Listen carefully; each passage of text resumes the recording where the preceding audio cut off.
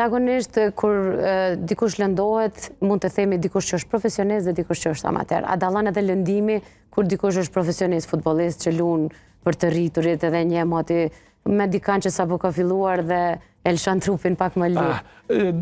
Lëndimet përafërsisht janë të njëjta, lëndimet përafërsisht janë të njëjta, por rehabilitimi ka shumë dallim.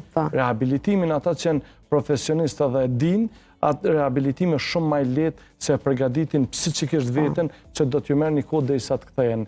Sportistat e ri posa kanë fillu e kanë vetbesimi fillon bjen me njerë se nëse i thuni sportistit i 6 muaj nuk kime lujt futboll, po kime bo shumë ushtrime, automatikisht i ja hub vetbesimin.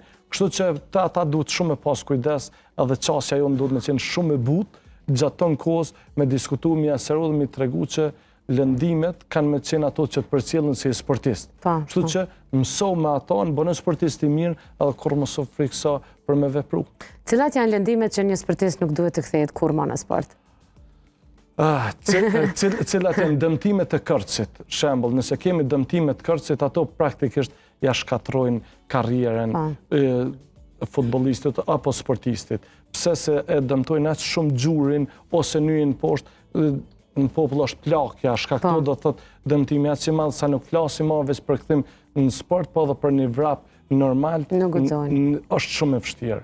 Se na bjen deri te operimi definitiv që është proteza, ato raste për fat mirë nuk i kemi shumë të shpeshta, janë tralla, po janë raste të dhimbshme kur që detyrohen me lënë sportit për shkak dëmtimeve të kërcit.